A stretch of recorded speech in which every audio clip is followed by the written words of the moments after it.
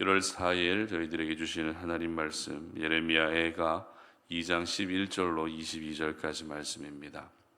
내 눈이 눈물에 상하며 내 창자가 끊어지며 내 간이 땅에 쏟아졌으니 이는 딸 내 백성이 패망하여 어린 자녀와 젖먹는 아이들이 성읍 길거리에 기절하미로다.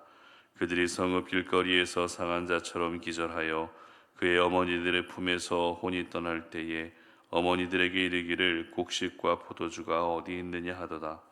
딸 예루살렘이여, 내가 무엇으로 내게 증거하며 무엇으로 내게 비유할까? 처녀딸 시온이여, 내가 무엇으로 내게 비교하여 너를 위로할까? 너의 파괴됨이 바다같이 크니 누가 너를 고쳐 줄소냐?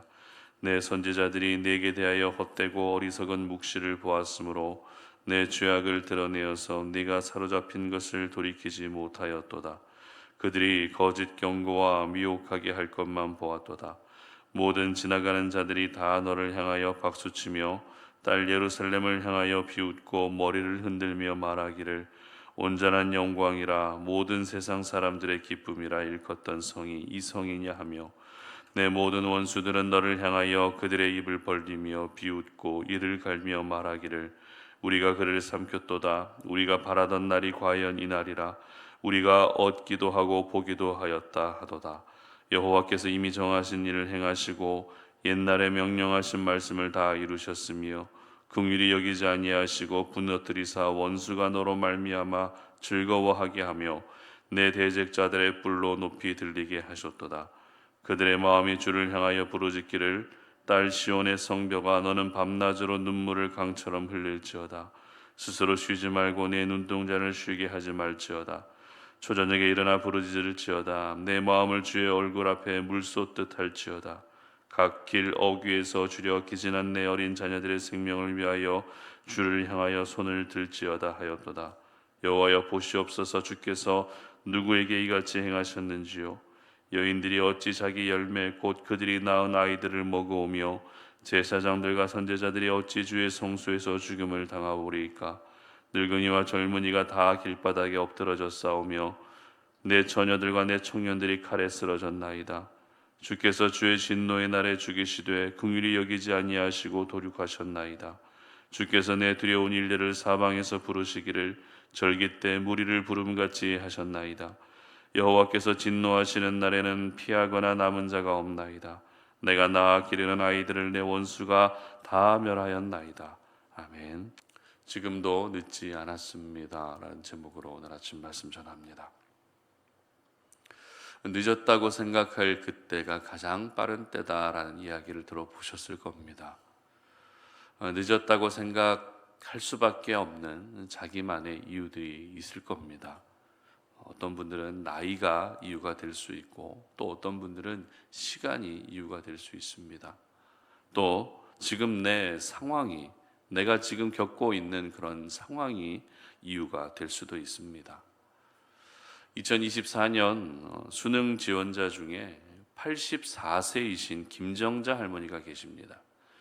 80세가 훌쩍 넘으신 연로하신 나이에도 불구하고 대학 진학의 꿈을 이루기 위해 도전했다라고 하는 기사를 봤는데요. 이 할머니의 모습은 늦었다고 생각할 때가 가장 빠른 때라는 것을 우리에게 잘 보여주고 있는 사례입니다.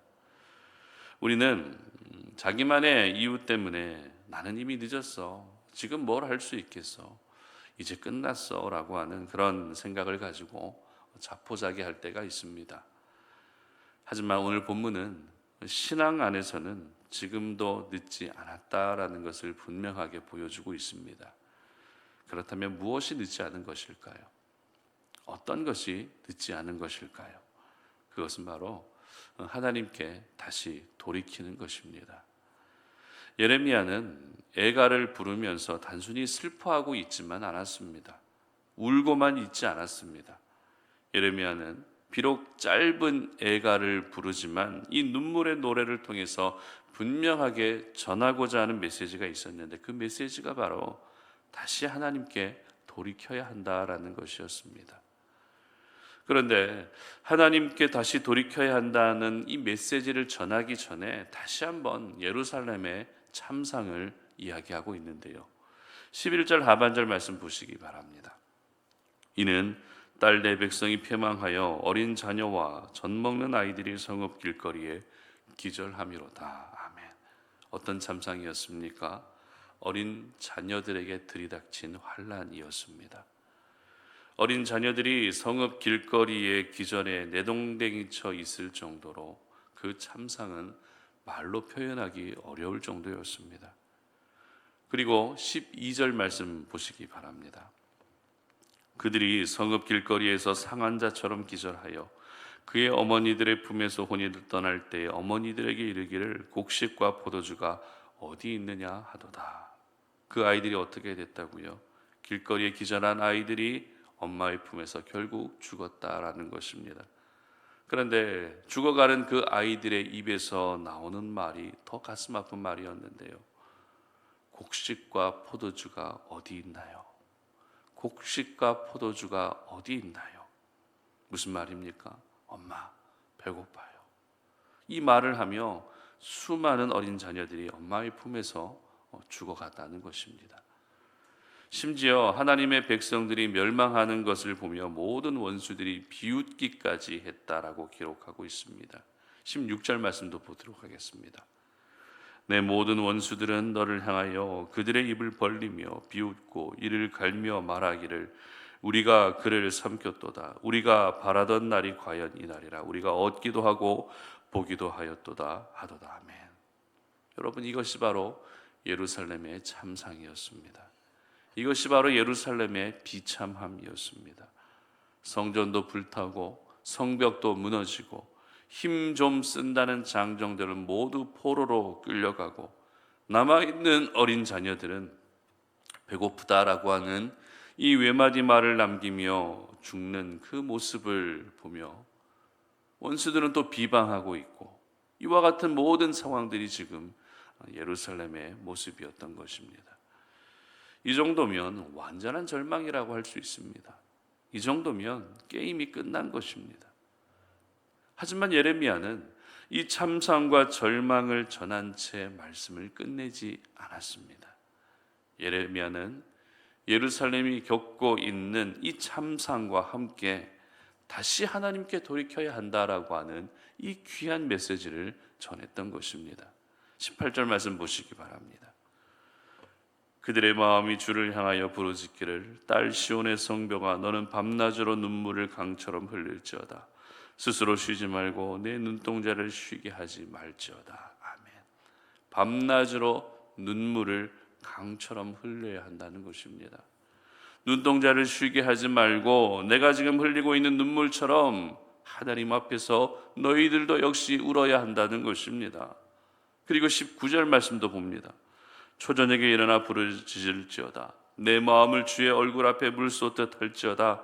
각 길 어귀에서 주려 기진한 내 어린 자녀들의 생명을 위하여 주를 향하여 손을 들지어다 하였도다. 이제는 하나님께 부르짖어야 하는 구체적인 시간까지 언급합니다. 그 시간이 언제입니까?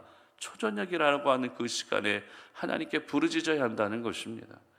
유대인들에게 초저녁은 하루 일과를 마치고 쉬는 시간을 의미합니다. 일을 했다면 쉬는 것이 당연합니다. 그러나 예레미야는 그 쉬는 시간조차도 너희들 마음 편하게 쉬고 있을 것이 아니라 부르짖어 기도해야 한다라고 이렇게 말씀하고 있는 것입니다. 길거리에 기절해 있는 어린 자녀들, 그 어린 자녀들이 엄마의 품에서 배고프다라고 말하며 죽어가고 있는 그 모습을 보면서 너희들은 절대 편하게 쉴 수 없다는 것입니다. 하나님께 부르짖어 기도하는 길만이 살 수 있는 길이라는 것을 분명하게 전하고 있었던 것입니다. 이처럼 예레미야는 예루살렘의 참상의 모습을 전함과 동시에 다시 하나님께 부르짖고 다시 하나님께 돌아와야 한다라고 하는 이 메시지를 생생하게 전하고 있었던 것입니다. 특별히 저희들은 예레미야가 회개의 메시지를 전했을 당시에 이 상황들, 남유다의 상황이 도대체 어떤 상황이었는지 잠시 돌아볼 필요가 있는데요. 한마디로 게임이 끝난 상황이라는 것입니다. 조금 전에 말씀드렸던 것처럼 지금 예루살렘은 게임이 끝났습니다. 이미 황폐화되어 버렸다는 것입니다. 흔히 쏟아진 물을 다시 담을 수 없다라는 그런 이야기를 할 때가 있죠. 마찬가지입니다. 지금 예루살렘의 상황은 물이 다 쏟아진 상황입니다. 다시 담을 수도 없는 말 그대로 끝난 상황이라는 것입니다.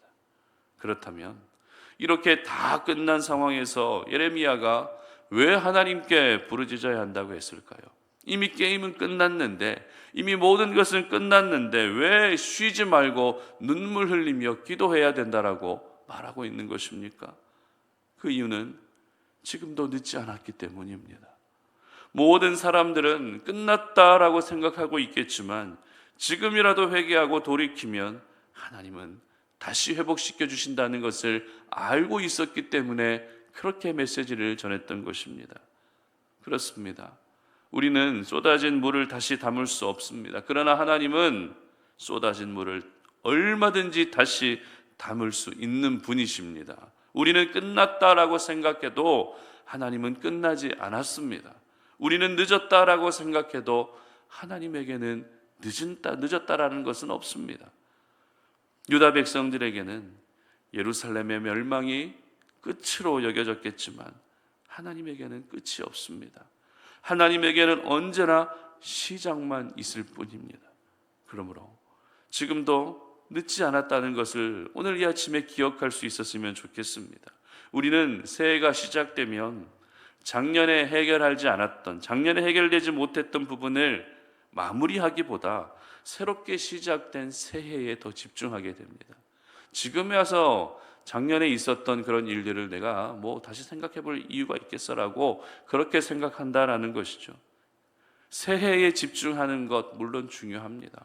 새해에 집중하는 것 필요합니다. 그러나 새해가 시작됐다고 해서 우리는 지나간 일들에 대해서 모든 것들을 그냥 지나치게 된다면 결코 시간이 해결해 주지 않습니다.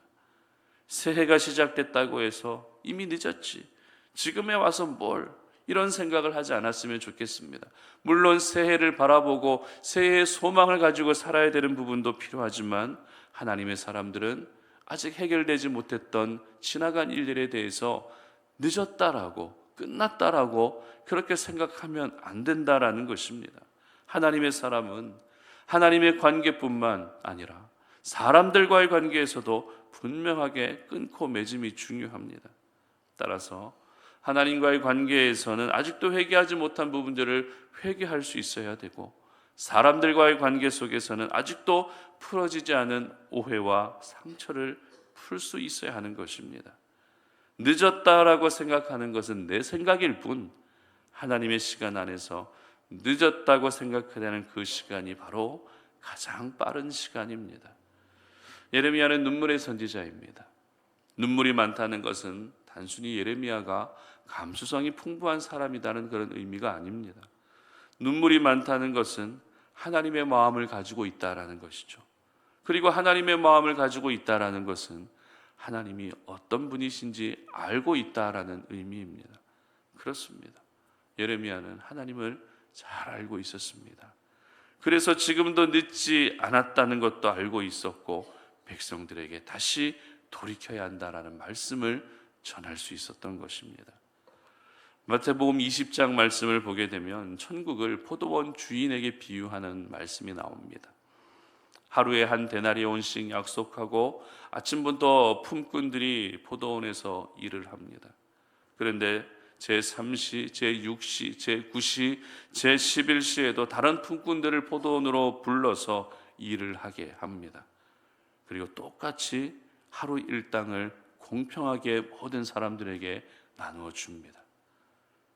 그런데 마지막에 온 사람도 이전에 온 사람과 똑같은 하루 일당 한 데나리온을 받는 것을 보면서 처음 맞던 사람들이 주인을 원망합니다.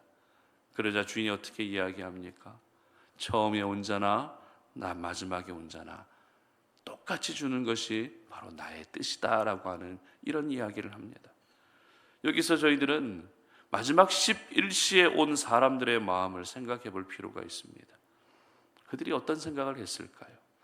다른 사람들은 일찍부터 나와서 일을 하는데 자기는 제일 늦은 11시에 나와서 일을 할 때 어떤 마음을 가지고 일을 했겠습니까? 물론 나를 써준다라는 것은 고마웠겠지만 지금 가서 내가 얼마나 일을 할 수 있고 지금 가서 일을 한들 하루 일당을 얼마나 받을 수 있을까? 이런 절망적인 생각이 들지 않았겠습니까? 하지만 포도원 주인에게는 늦었다라는 것은 이유가 되지 않았습니다. 늦게 왔다라는 것은 이유가 되지 않았습니다. 여러분, 포도원 주인이 누구죠? 바로 우리 하나님이십니다. 포도원 주인이 유다 백성을 멸망시키셨지만 지금이라도 돌이키면 다시 받아주시는 것이 포도원 주인이신 하나님의 마음이라는 것입니다. 그러므로 늦었다고 생각할 그때에 여러분 다시 시작할 수 있었으면 좋겠습니다. 하나님께 돌이키는 부르짖음을 다시 시작하시고 섬김과 수고의 삶을 다시 시작하시고 지금 내가 무엇을 할 수 있겠어라고 하는 그런 생각들을 버리고 지금 하는 것이 바로 가장 빠른 것이다 라는 생각을 가지고 여러분의 삶 가운데 결코 늦었다라는 것은 있지 않도록 하시기를 바랍니다. 하나님은 여러분이 늦었다고 하는 그 시간에도 일하십니다. 여러분이 끝났다라고 하는 그 시간에도 쉬지 않고 일하십니다. 바라기는 여러분 모두가 늦었다라고 생각하는 그때가 가장 빠른 때임을 기억하시면서 항상 하나님께 돌이키시고 회개하고 여러분의 삶을 더욱더 거룩하고 성결하게 만들어 갈 수 있기를 주님의 이름으로 축복합니다. 함께 기도하겠습니다. 살아계신 하나님, 오늘도 이 아침에 우리가 주의 말씀을 묵상하며 오늘 우리의 삶을 돌아보고 오늘 이 아침에 먼저 우리의 연약한 모습들, 우리의 죄된 모습들을 주님 앞에 내려놓고 나아갑니다. 하나님은 오늘도 우리에게 지금도 늦지 않았다라고 말씀하고 계십니다. 나는 늦었다라고 생각하고 있는데 하나님은 그렇게 말씀하고 계시지 않습니다. 그렇기 때문에 오늘도 내가 하나님께 먼저 돌이킬 수 있는 삶을 살게 하여 주시옵소서.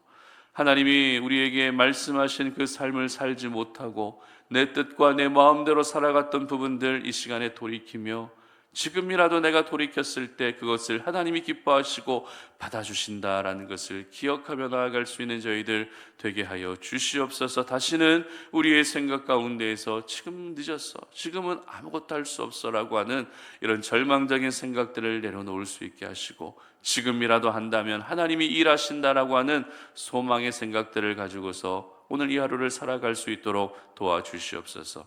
감사드리며 예수님의 이름으로 기도드립니다. 아멘.